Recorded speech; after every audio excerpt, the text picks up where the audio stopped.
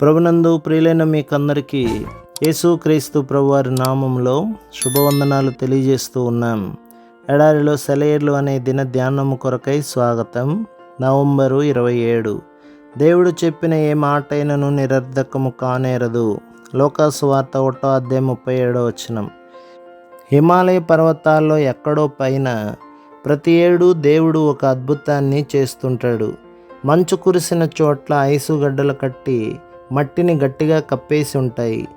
ఎండ, వెలుతురు, చలిరాత్రుల వణికింపు ఆ నేలను తాకదు. ఆ మంచుగడ్డలను చీల్చుకొని అత్యంత ఆకర్షణీయమైన పూలు బయటికి వచ్చి వికసిస్తాయి.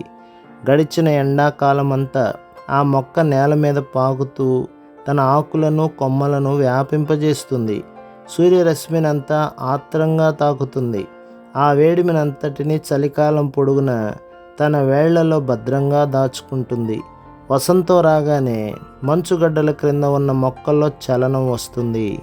దానిలో నుంచి పుట్టిన వేడి మంచు పొరలను కొద్ది కొద్దిగా కరిగిస్తూ ఆ మొగ్గ పెరుగుతుంటుంది.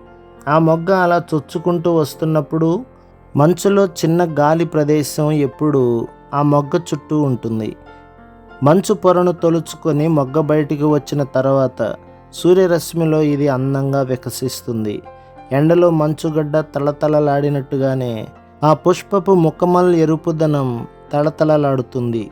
స్ఫటికంలా స్వచ్ఛంగా మెరిసే ఈ పువ్వు మన హృదయంతో మాట్లాడినంత స్పష్టంగా వెచ్చని వాతావరణంలో విరబూసిన బంగారు రంగుల పూలు మాట్లాడలేవు.